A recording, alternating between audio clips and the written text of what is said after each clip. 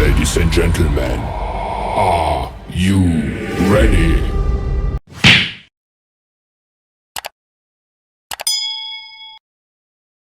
Good morning mga ka-Major Bangas. Kininasab ang inyong higala Major Bangas. Ang sab sa tulunghaan sa MOGS.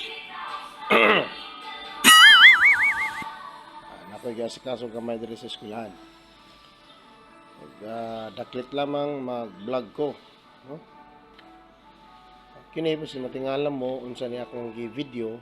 Usa kini ka ipil-ipil nga punuan sa kahoy. Nga taod-taod na kini gipukan, giputol. Will in fact napay isa ka dakong kahoy diya nga gihinay-hinayan na nagpruning kay aron putlon kay makahatag siya og dili maayo sa maong building man nang liki na, no? Kana nindot siya unta kay hangin-hangin na adunay mga langgam, mag chirping.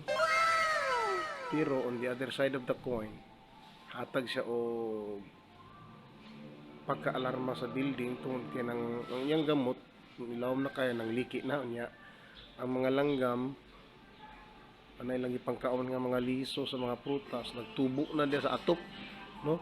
Sumupod na ang disadvantage. So win-win situation lang. So giuna og pukan kining ipil-ipil o gi-trim ng mga sanga sa kahoy. Amo to sa nga kahoy na may mga bunga nga green, lingin, makahilo mo kuno na. No? So muna mga ka-Major Bangas niya. So sa diyang nagsulong ko ganina, nagtanaw-tanaw ko. Kini nga ipil-ipil, saksi ako sa pagpukan ini. Apan pipila ka mga bulan gikan sa pagkapukan ani, pagkaputol nini. Ako na obserbahan nga naghinay-hinay sa og hinahinay og tubo og usbong ang mga salingsing nanalingsing siya mga ka-Major Bangas nanalingsing kita ninyo na green kaayo alive nga alive pero tanaw nimo dili pinutlan putol putol putol pero nag salingsing dire pod sa pikas na pod dire ferns. Ferns ni siya, amot asa ni gikan. Ferns.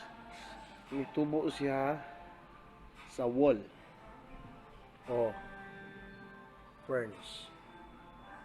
Despite nga gidaplakan na siya sa scene, no, nangita isang pamaagi nga mudiswal siya. Although nakapatibil siya sa kilid, apa ni diswal gid siya. As long lang nga naing init nga makita nila, nga ulan-ulan man po, subuhi gid sila mga ka-Major Bangas. So kini unsa may atong makuha nga lesson learned ani ug pagtulunan.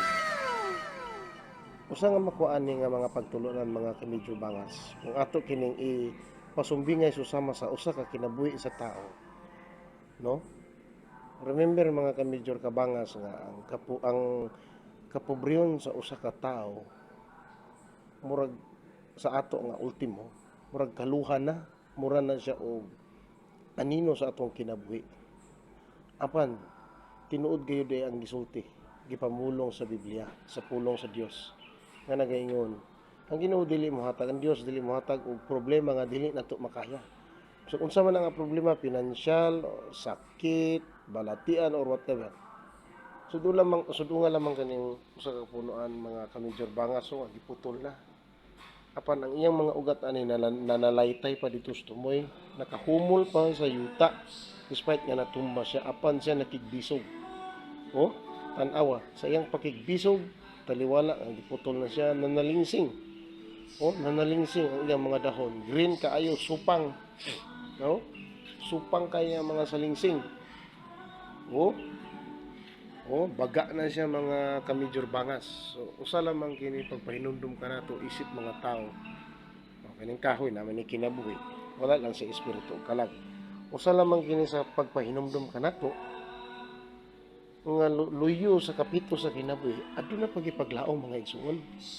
So dili lang ta mo surrender. Tanawa sudunga kining usa ka ipil-ipil nga kahoy nga gipukan na. Mitoy hakaw ang mga salingsing. Subot pasabot mga kamidyor bangas, mga kaigsunan, mga migoy, migay, nga dili solusyon ang paghuno sa kinabuhi tungod kay aduna kitay problema nga gihambil. Dili ka na solusyon, dili mo ambak sa tulay. Sudo nga lamang ining ipilipil usa ka punuan sa kahoy nga gipukan. Apan nakigbisog na ning kamot. Ha? Namatoy hakaw ang iyang mga silingsing. Taliwala nga siya gipukan na. So usa ka kana kapag pamatuod mga kamidyor banghas mga luyo sa kapito sa kinabuhi aduna pay paglaom. Mo kana mga higala, mga igsoon, ha? Dili kita magpakawala sa paglaom tungod lamang ba kay pitos kita sa pinansyal or aduna kita yung mga bills or uban pa mga bayloron magpakawala na kita sa paglaom. Matod pa sa Biblia dili kana maayo nga panghunahuna. Amen. Sali kita igsoon sa kitas-an nga maoy nagbuhat nining tanan. Kasi Kristo nag-ingon daan siyang pulong balang pulong nga dili siya mohatag og problema sa usa ka tawo, sa usa niya kabinuhat nga dili kini makayanan, nga dili niya makaya. Sa Amen. makigbisog kita igsoon. Ibutang nato sa atong panumduman ug kahiladman sa atong pangunahuna nga adunay magbubuhat sa kaitasan. In kasog dili ka mutuo Ginoo mga igsoon, tuo na karon. Ipil-ipil napukan apan nakigbisog. Green kaayo mga igsoon, no? Mga kamidyor bangas, oh. Green kaayo. Alright? So, kana lang ang akong